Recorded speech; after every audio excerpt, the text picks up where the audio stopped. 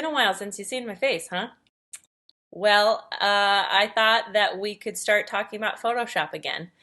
And today we are going to talk about contrast and when to use it, how to use it, if you don't have enough of it, what to do, things like that. It's going to be very simple. And if you don't have Photoshop, that's okay. Watch this video anyways. Get reacquainted with the toolbars again. And if you do have Photoshop, get that open right now. Open up any picture that you like, that you have access to on your computer. And at the end of this video, I'm going to suggest a few free apps that you can use on your phone to edit and do this kind of lesson as well. So, as you can tell, I'm not looking fancy at all. I still have my pajamas shirt on. If you want to grab a cup of coffee, if that's what you do, or some tea, go ahead and pause this video and get comfortable because this is how we're learning now.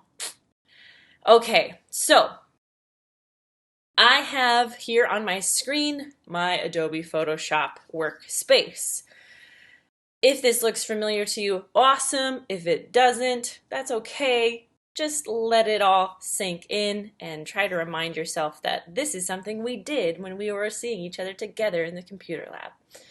I took a picture of myself a couple days ago. My friend asked me how I was doing, and I decided to respond with this self-portrait.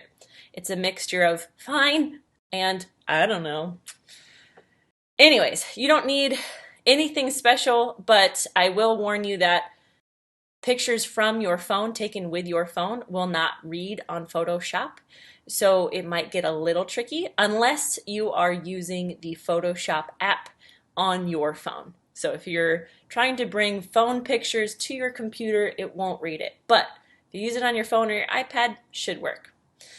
So again, let's talk about what we're looking at here. So this is obviously the picture that I took. This is the layers panel. And right now, there's not a lot of layers. There's just one picture. It's locked. I'm going to unlock it.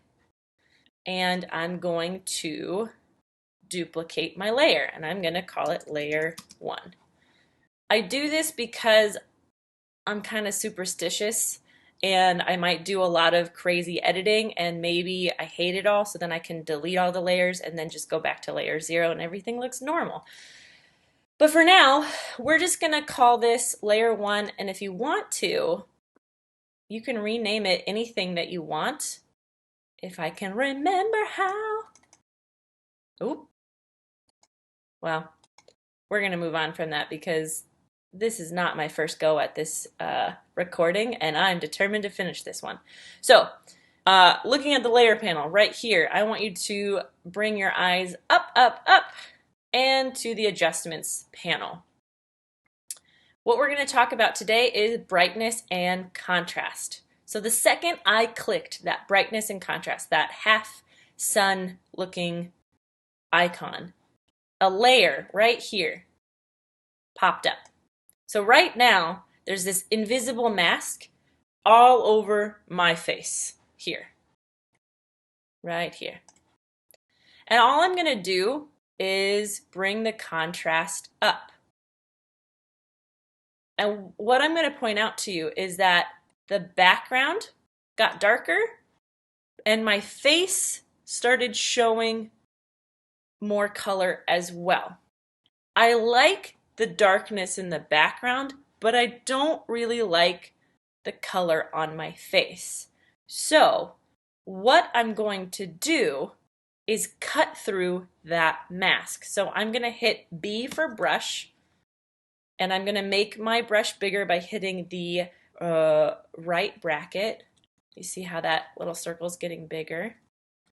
And then I'm going to paint over my face. The mask is white, my brush is black, and I'm painting over my face because I don't want any contrast on my face.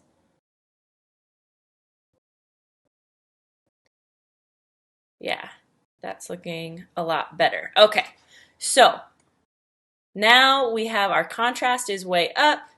You can tell in my layer panel that it's only hitting the sides where it's white. So I'm going to keep bringing it up just a little bit more to see what happens. That's pretty good. So if you want to be able to see the difference in what you just did, I want you to go over to your layers panel again and just turn the brightness and contrast layer off. So now you can see the original picture was lacking a lot of dimension, a lot of richness, but when I added the contrast back in, that's when things started getting more interesting. So contrast helps things pop, okay? That's what I want you to practice. And if you don't have Photoshop, then there's some other places that you could go to. So I'm going to show you here. You could go to Visco, which is an online app on your phone. It has a lot of great sliders. It is free. You can download it to any kind of phone at this point, and they'll show you how to use filters correctly. It's a really great source. The other one that I will suggest is Snapseed. It's another app where you can edit your photos. So hopefully that's been helpful for you. This was obviously a very weird video, but it's got us started. Remember that contrast helps bring more richness to your photos, helps your subjects pop more. If you have Photoshop, practice it for yourself. If not, use one of the two free apps that I just suggested for your phone, Visco or Snapseed. Until next time, I'll see you later.